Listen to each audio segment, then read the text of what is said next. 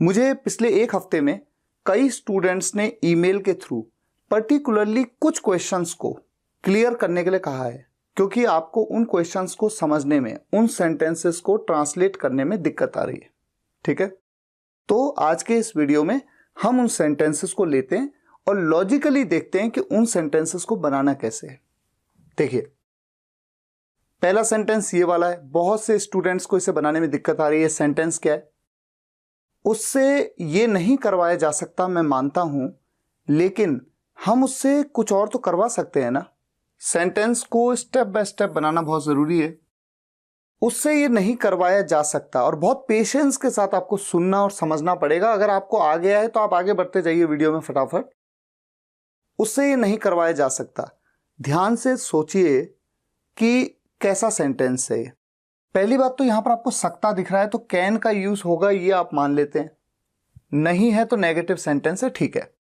लेकिन active voice में कि पैसिव वॉइस में? ये सेंटेंस पैसिव में है। अब आप सोचेंगे ऐसा क्यों, तो पहले उस कॉन्सेप्ट को समझते हैं। देखिए, मान लीजिए एक्टिव वॉइस का एक सेंटेंस बनाते हैं अपने मन से। सेंटेंस है, राहुल उससे ये नहीं करवा सकता। ठीक है, पहले सेंटेंस को ढंग से सुनिए। राहुल उससे ये नहीं करवा सकता, कोई भी काम है, ये नहीं करवा सकता। तो राहुल उससे ये नहीं करवा सकता, करवाने की बात हो रही है, करने की तो नहीं हो रही है। तो कॉजेटिव वर्ब का सेंटेंस है। राहुल उससे ये काम नहीं करवा सकता, सब्जेक्ट है राहुल। नहीं करवा सकता तो नेगेटिव सेंटेंस है कैन का। कांट भी कह सकते हैं, कैनॉट भी कह सकते हैं। राहुल कैनॉट। अब पॉजिटिव वर्ब का सेंटेंस है, उससे करवाने की बात हो रही है किसी थर्ड पर्सन से। ऐसे में मेक का यूज आप एज ए पॉजिटिव वर्ब करते हैं। ठीक है, राहुल कैनॉट मेक। उसके बाद जिससे करवाने की बात होती है उसके बारे में बताते हैं। लड़का है तो हिम, लड़की होती तो हर। और ये व्यक्ति क्या करेगा, काम क्या करेगा, करना, डू। अगर मैं कहता राहुल उससे डांस नहीं करवा सकता, तब मैं कहता Rahul cannot make him dance. Rahul उससे गाना नहीं गवा सकता, राहुल कैनॉट मेक हिम सिंग। लेकिन मैं कह रहा हूं राहुल उससे ये काम नहीं करवा सकता, Rahul cannot make him do it. ये बन गया आपका एक्टिव वॉइस का सेंटेंस। अब इसी सेंटेंस को हम पैसिव वॉइस में ले आते हैं। अब पैसिव वॉइस में कैसा होगा? देखो, एक्टिव में क्या था? राहुल उससे ये नहीं करवा सकता। पैसिव में क्या होगा? उससे ये नहीं करवाया जा सकता राहुल के द्वारा। यानी कि जो एक्टिव वॉइस का सब्जेक्ट है वो पैसिव वॉइस में द्वारा के साथ आ जाता है। ठीक है ना, ये आपने एक्टिव पैसिव में देखा है। तो आप देख सकते हैं यहां पर कितने सारे रूल अप्लाई हो रहे हैं। पॉजिटिव वर्ब के सेंटेंस से आपने नहीं सीखे हैं तो कभी इस सेंटेंस को नहीं बना सकते। मोडल वर्ब आपको पता होनी चाहिए, तो और दूसरा एक्टिव पैसिव भी आपको पता होना चाहिए। तो जब पैसिव में सेंटेंस बनता है कि उससे ये नहीं करवाया जा सकता राहुल के द्वारा, तो एक्टिव वॉइस का ये सब्जेक्ट है, ये ऑब्जेक्ट है।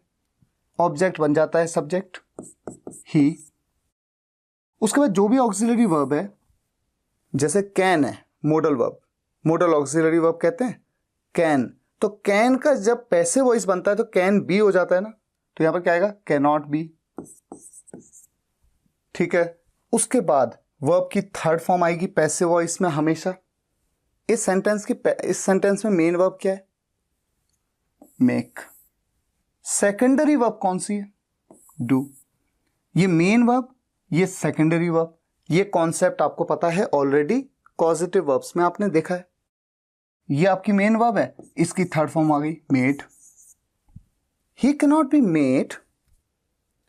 उसके बाद पैसिव में जब हम बनाते हैं मेक के सेंटेंसेस को, पैसिव में कैसे बनाया था?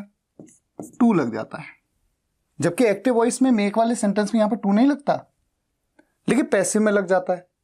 ही can not be made to, और फिर जो भी सेकेंडरी वर्ब हो वो तो हमेशा as it is first form में आती है। He can not be made to do it. सिर्फ इतने सेंटेंस का क्या मतलब है? उससे ये नहीं करवाया जा सकता। अब हम सब्जेक्ट के बारे में बताते हैं, किसके द्वारा? बाय राहुल। अब देखिए, ये जो सेंटेंस बना सेम टू सेम यही है। उससे ये नहीं करवाया जा सकता, फर्क सिर्फ इतना है कि यहां पर यह नहीं कहा गया किसके द्वारा। अब पैसिव वॉइस में आपने ये चीज देखी थी कि जनरली हम सब्जेक्ट जो भी होता है उसके बारे में बताते ही नहीं है, क्योंकि अगर हम सब्जेक्ट के बारे में बता दें तो फिर पैसिव में बनाने क्यों है, फिर तो एक्टिव में बनाओ सेंटेंस को, जब सब्जेक्ट के बारे में ऑलरेडी पता है तो। इसलिए पैसिव वॉइस के सेंटेंस बनाए ही तब जाते हैं मोस्टली जब सब्जेक्ट के बारे में या तो पता ही नहीं होता या बोलने की जरूरत ही महसूस नहीं होती, क्योंकि सब्जेक्ट उतना इंपॉर्टेंट नहीं है। इंपॉर्टेंट है कि किस पे कराया और क्या काम किया। ठीक है, ये हो गया हमारा सेंटेंस। तो यहां पर क्या आएगा, उससे ये नहीं करवाया जा सकता, he can not be made to do it. बस ये तो यहां पर आ गया। तो इतना सेंटेंस तो हमारा बन गया, उससे ये नहीं करवाया जा सकता। ठीक है, मैं मानता हूं मतलब मैं अग्री हूं इस बात से कि उससे ये नहीं करवाया जा सकता। आई अग्री, ये तो सिंपल है। ठीक हो गया, सबसे ज्यादा कंफ्यूजन इसी में था। अब देखिए, लेकिन हम सब जानते हैं बट हम उससे कुछ और तो करवा सकते हैं ना, हम उससे कुछ और तो करवा सकते हैं। करवाएगा कौन, हम। तो हम करवाएंगे, तो ये पैसिव वॉइस में नहीं है। इसमें क्या था, उससे ये नहीं करवाया जा सकता, उससे ये नहीं करवाया जा सकता, किसी के द्वारा कोई और होगा जो कराएगा, इसलिए पैसिव वॉइस है। लेकिन ये तो पैसिव नहीं है ना, ये तो सिंपल है, क्योंकि यहां तो बता दिया सब्जेक्ट कौन है। हम उससे कुछ और करवा सकते हैं। अब ये ना को छोड़ दीजिए, सिर्फ इतना, हम उससे कुछ करवा सकते हैं। We can make him do something else. अभी मैं ऐसे लिख देता हूं पहले, we can make him do something else. तो ये सेंटेंस मैंने यहां तक बनाया, लेकिन अभी इसमें एक चीज और मिसिंग है। आपसे एक कॉन्फर्मेशन भी ले रहा हूं, और इस कॉन्फर्मेशन को आपने एक वीडियो में पढ़ा है जिसको कहते हैं क्वेश्चन टैग। अब क्वेश्चन टैग जो होते हैं उसमें क्या होता है, जो भी उस क्लॉज की, ये क्लॉज है आपका पूरा, हम उससे कुछ और करवा सकते हैं, उस क्लॉज में जो भी ऑक्सिलरी वर्ब है उसका नेगेटिव आ जाता है और उसके बाद subject. Can't we can make him do something else, can't we. अब बनाए सेंटेंस बिल्कुल परफेक्ट। देखिए पूरा sentence, he can not be made to do it, I agree, but we can make him do something else, can't we. अच्छा, एक step और आगे बढ़ के देखिए। आप में से जो भी स्टूडेंट्स बहुत मेहनती हैं, जिनकी पक्का है कि वो इंग्लिश बोलना एक दिन जरूर सीखेंगे और बहुत आगे बढ़ेंगे लाइफ में, क्योंकि वो बहुत मेहनती हैं, वो तुरंत पकड़ सकते हैं कि सर इस सेंटेंस को हम एक और तरीके से बना सकते हैं। आपने कॉजेटिव वर्ब्स के वीडियो में बताया था कि जब कॉजेटिव वर्ब मेक का यूज किया जाता है एक्टिव वॉइस सेंटेंसेस में, उसकी जगह पे बेझिझक गेट का यूज कर सकते हैं। लेकिन अगर ऐसा हम करेंगे तो उसके बाद जो भी ऑब्जेक्टिव प्रोनाउन है उसके तुरंत बाद, यानी इस जगह पे क्या यूज होगा, टू। यानी कि सेंटेंस को, एक तरीका तो ये था जो हमने देखा ही देखा ऑलरेडी, लेकिन एक और तरीका हो सकता है, he can not be made to do it, I agree, but we can get him to do something else, can't we. We can get him to do something else, can't we. We can get him to, तो get के साथ to. ठीक है, ये दो तरीके हैं। आप में से जिन भी स्टूडेंट्स ने एक्टिव पैसिव को अच्छे से पढ़ा है, कॉजेटिव वर्ब्स को अच्छे से समझा है, क्वेश्चन टैग को समझा है, मॉडल वर्ब्स के सेंटेंसेस देखें, ढंग से समझा है, वो बड़े आराम से इस सेंटेंस को बना सकते हैं। अब देखिए दूसरा सेंटेंस। इस सेंटेंस में भी बहुत से स्टूडेंट्स कंफ्यूज हैं। इतने शानदार मौके को कौन जाने देगा कि बिना कुछ किए आप 1 लाख रुपए महीना कमा पा रहे हो। इतने शानदार मौके को कौन जाने देगा, है ना इंटरेस्टिंग सेंटेंस। अब यहां पर एक्चुअल में सेंटेंस बहुत ही इजी है, लेकिन दो चीजें आपको पता होनी चाहिए। एक, कंफ्यूजन हो रहा है बच्चों को जाने देगा की वजह से। दूसरा, रहे हो, इस पे कंफ्यूजन हो रहा है, जिसकी वजह से सेंटेंस वो गलत बना रहे हैं। तो मैं चाहूंगा कि पहले आप अपने आप को मौका दें, वीडियो को रोक लीजिए, ध्यान से सेंटेंस को देखिए, 1 मिनट 2 मिनट 3 मिनट का समय लीजिए, पेन पेपर पकड़िए, चाहे तो पेन पेपर से लिख करके करिए, चाहे बिना लिखा अपने दिमाग में करिए।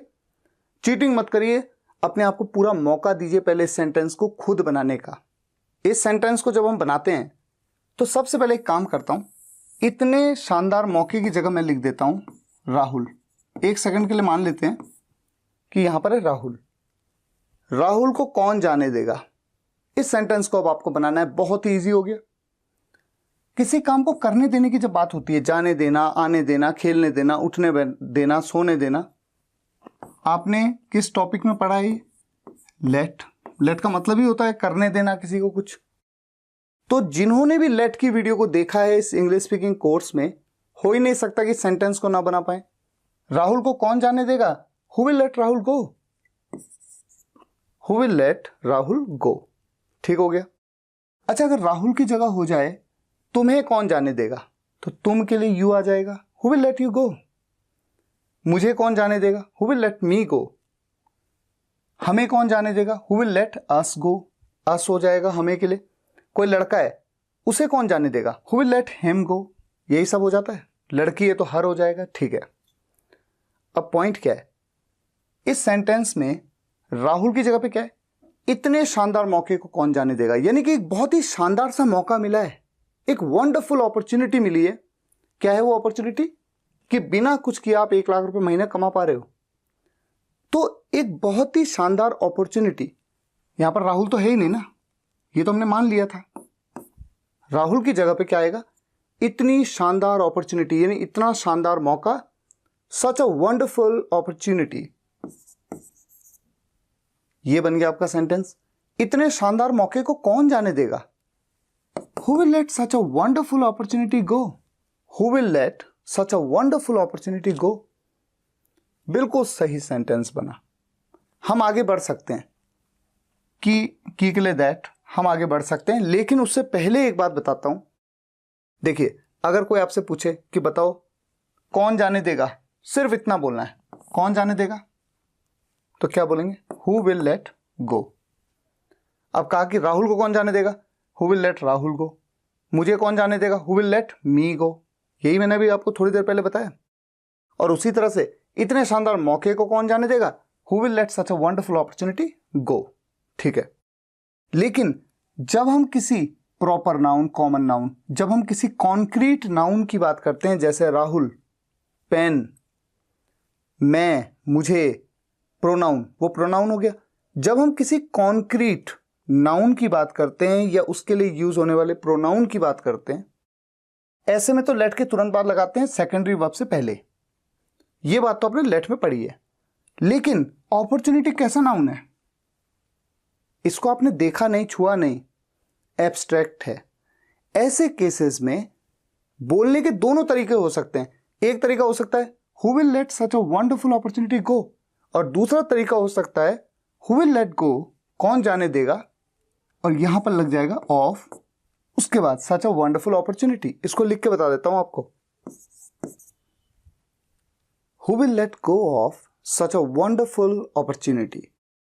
एक तरीका ये, एक तरीका है। दोनों में से कोई सा भी तरीका आप यूज करिए, गलत नहीं है।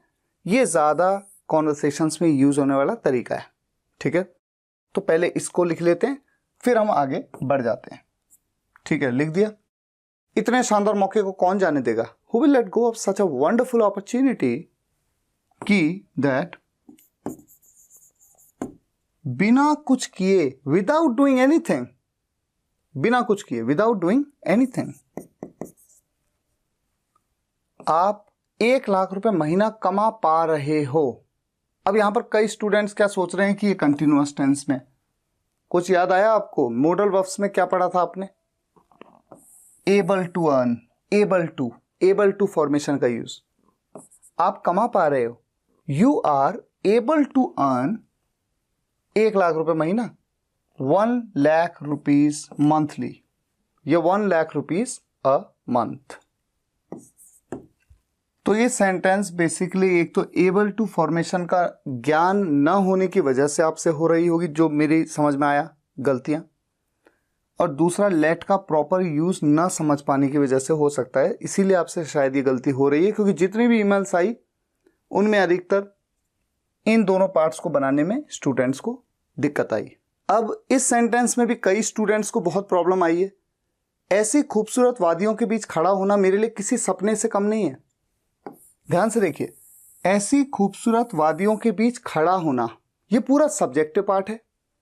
उसके बाद ये आ गई आपकी ऑक्सिलरी वर्ब, उसके बाद नेगेटिव सेंटेंस है, और फिर ये आपका पूरा का पूरा ऑब्जेक्टिव पार्ट, किसी सपने से कम मेरे लिए।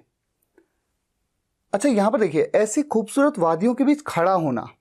खड़ा होना, सबसे पहले खड़ा होने के लिए हम क्या यूज करें? खड़ा होना, बैठा होना, तुमसे मिलना, तुम्हारे साथ बातें करना मेरे लिए बहुत इंपॉर्टेंट था, ये मेरे लिए बहुत खूबसूरत पल था वो। जब भी कोई क्रिया सब्जेक्टिव पार्ट में आती है तो या तो उससे पहले टू लगा करके उसको इन्फिनेटिव फॉर्म में यूज कर लेते हैं, या फिर उसके बाद आईएनजी लगा करके उसके साथ में उसे एज अ जेरेंड यूज कर लेते हैं। ये बात मैंने इन्फिनेटिव और जेरेंड में आपको बताई है। तो खड़ा होने के लिए या तो कहेंगे टू स्टैंड या फिर स्टैंडिंग। अब हमें कहना है ऐसी खूबसूरत वादियों के बीच, तो कई स्टूडेंट्स ने बीच के लिए बिटवीन का यूज कर लिया, जबकि आप जानते हैं दो के बीच के लिए बिटवीन, दो से ज्यादा के बीच के लिए अमंग, और या फिर स्टेट ऑफ माइंड या कोई ऐसी चीज जो एब्स्ट्रैक्ट है उसके बीच के लिए अमिड या अमिड्स का यूज करते हैं। तो खूबसूरत वादियां, इनके साथ में क्या लगेगा? अमिड या अमिड्स्ट।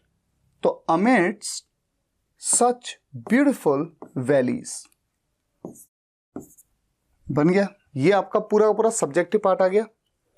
To stand amid such beautiful valleys या standing amid such beautiful valleys, कम नहीं है, इज नॉट लग सकता है लेकिन कम, किसी सपने से कम, लेस देन अ ड्रीम, तो लेस के साथ में हमेशा नो का यूज किया जाता है, is no less than a dream for me. तो इस सेंटेंस को बनाने में अधिकतर उन्हीं स्टूडेंट्स को दिक्कत आई जिन्हें इन्फिनेटिव और जेरेंट वाले वीडियो को जिन्होंने नहीं देखा, या फिर जिन्होंने बीच में के लिए अमिड, बिटवीन, अमंग उस वीडियो को नहीं देखा। बाकी कोई इशू होने की जरूरत यहां पर थी नहीं। तो हमें सेंटेंसेस को बनाने की ज्यादा से ज्यादा प्रैक्टिस करनी चाहिए। जितनी ज्यादा प्रैक्टिस करेंगे उतना ज्यादा परफेक्शन आएगा।